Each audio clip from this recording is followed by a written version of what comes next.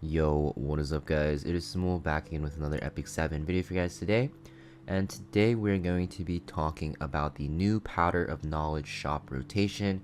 If you guys did not know, the rotation swapped about a day ago, and we do have new artifacts in the rotation starting from today for about 40 more days. Before we get started with the video though guys, if you guys aren't already subscribed to my channel, make sure you guys hit that subscribe button to get updates when I have videos released, and also to get updates when I start live streaming again, which should be in about a few weeks from now. We should be live streaming, we'll be playing some Epic 7 again on stream, and you guys can hang out with me there. So that being said, let's get into the video. So we're going to talk about the first two artifacts you see on your screen, which is going to be featured in the banner. Obviously, these are going to rotate after the banner ends for both Politis and Mort. But because we're already here, let's just talk about them really quick. If you guys want a more detailed analysis, you guys can check out my last Shijupul video talking about Politis and Mort. So Ancient Dragon Legacy. Yeah, this artifact's not that great, guys. I don't recommend buying this. It's only really good on Mort, and Mort is a pretty, not that great of a good unit. Knowledge Seed, it is Politis' artifact, but you don't really use this on her ever. You're going to run her on Abyssal Crown or Ayla Violin. And this artifact is really bad because you need this at plus 30 to get that 100% chance on death to grant your allies buffs. And there's so many good mage artifacts in the game that this isn't really worth buying. Bottle of Knowledge, you guys already know. You guys should be trying to buy this all the time if you can. But keep in mind, we do have a collab coming up, so you might want to skip out on this rotation and save your powder for the collab artifacts. Because, yeah, all the collab artifacts will be available for purchase from the Powder of Knowledge shop. And if you guys are low on powder, you guys might want to skip on the Bottle of Knowledge for next rotation, because, this will refresh every rotation no matter what. Next, we are getting into the 5-star artifacts. So we have Merciless Glutton, which is Euphene's artifact. It is a warrior exclusive artifact, and when you use a single target attack, you will have increased damage, and when you kill an enemy with a single target attack, you actually increase CR of all allies by 6%, and this will scale up to about 12%. Thing is with this artifact is, yeah, warrior artifacts, there are already a lot of very good ones out there, like Draco Plate, right, and like Sigurd's Scythe.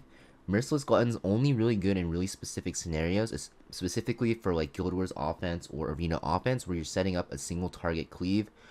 Good units that can use this would be like Luna, like even like Blue Sigurd or Ice Sigurd if you're using her as an early game player for a single target cleaver with like an Alots or something to push her up.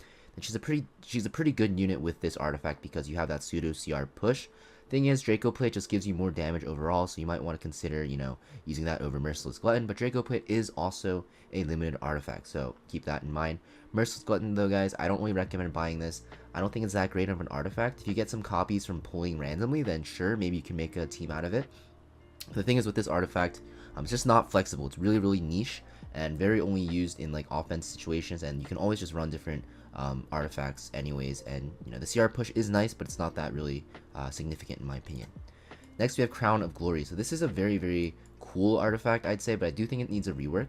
It will give your knight unit, whoever uses this, which is because it's a knight exclusive artifact, flat defense increase. I think they should change this to health and it'll be better. And also, whenever you get hit by an attack that's AoE, you will remove 5 souls from the caster. So this is really fun to use because it's very, very niche, and also very like surprising to go against. You're not going to really expect to get all your souls drained when you use an AoE attack, right? The thing is, like, knight artifacts are already very good.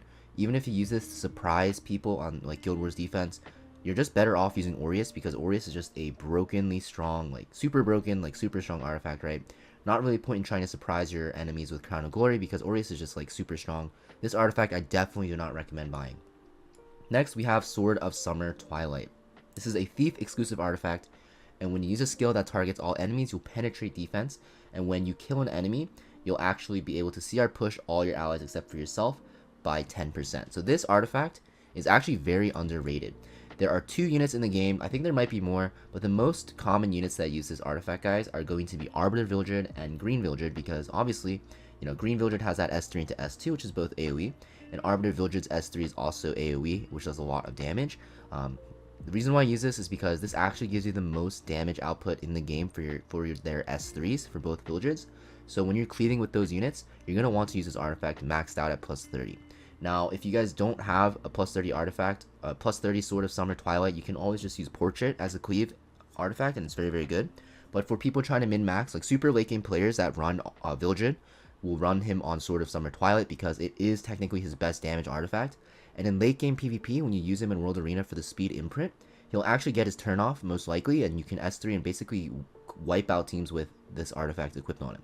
Very good, but I think for early game players, you're probably not going to ever use this because honestly, for like Green Villager for Cleave, you're not going to use him till like super late game when you have him maxed out with speed imprint. So yeah, easy skip for newer players. For late game players who are looking for extra copies for their Villager, then you might want to buy some of these because this artifact is really good on him. Next, we have Stella Harpa. So basically, it's a chance to dispel one debuff after an ally is attacked. Thing is, this one's really good on like defense. Like Rwanda's can use it. You can use it on like Elena because yeah, it is her artifact. Thing is, like, I wouldn't really use this anymore because there's just so many debuffs in the game right now that you're basically, you know, just playing with RNG on what debuff gets dispelled. And also, there's a lot of Soul Weaver artifacts that are very, very good. So by buying this, you're kind of wasting your powder because if you pull a lot of artifacts over time, you'll eventually get at least one of the good Soul Weaver artifacts, and you can just put that onto whatever Soul Weaver you're using on your defense team, and you should be good. Also, the thing is, you don't really see a lot of Soul Weavers on defense teams anymore. Like Elena and Rwana, when they were really good, this artifact was very strong on them. But the thing is, since they are getting pushed out of the meta slowly with like Hwa-Young, right, and Rimuru for Elena, you're not going to really see this anymore, or not really see those units anymore, so you don't really need the Stella Harpa anymore. So I think this is a very easy skip as well. So now we're going to get into the 4-star artifacts. Now obviously 4-star artifacts, guys, you're most likely not going to buy unless they're really, really good. But, you know, in the case that they are really good, it's a really nice way from the powder shop to actually get a lot of copies. For example, like Tagahel's Ancient Book, very strong artifact. You're going to want 1,000,000 copies of it. Powder of Knowledge Shop is the best way to get it. Same with Aureus. That being said, let's talk about the artifacts. So we have the newly buffed L's Fist. Flat attack increase, and as your HP decreases, you get attack and speed up. Personally, I think this artifact's pretty good, but like I said, warrior artifacts, there are already a lot of really good ones, right? You have like Draco Plate, you have like Eubarrius' Tooth, you have Sigurd's Scythe, right? So L's Fist, although it's good, I think it's outclassed by the other ones, but it's still pretty decent. You can use this on probably like Hwa-Young, and it'll be fine if you are missing some of the 5-star artifacts. So if you're new to the game, you have a Hwa-Young pull, and you don't have any of the good 5-star artifacts, just buy one copy of L's Fist and use it, and it'll be very, very good on her, and you'll see some decent results. Next, we have Hillars Lance. So this will be increasing your CR of the unit you have it equipped on, and is a night exclusive artifact. After an ally, except for the caster, is attacked by a single target attack. This is like okay, but keep in mind it's only for single target attacks, and also like I said, night exclusive, and there's also going to be some other night artifacts that are 4-star that are very good, like Aureus and Adamant Shield. Hillars Lance is like okay, but why would you ever have this over mitigation? It's a very, very cheese artifact, and it's very, very hard to speed tune in a way that it'll work for you, right? Next we have Kaladra. Basically, this artifact's for PvE only. It's going to be increased damage if the target is debuffed. You're going to mostly use this in Expedition, where Daydream Joker has a weakened effect. Very, very good on like Ram, any mage actually that is in Expedition, right? Because very, very powerful artifact. The damage scaling is crazy. It goes up to 30%. Affinity Basket, this is pretty trash. Just plain and simple. Basically, during your turn, you have an extra chance to dual attack, and your attack of all allies except for the caster is increased by 20%. Personally, I think this is not that great, so I think this is an easy skip as well. That's pretty much it for this rotation for the Powder of Knowledge shop, guys. If you guys want to see more videos like this, make sure you guys hit that like and comment on the video to help me out with the YouTube algorithm, and I'll see you guys next video. Peace.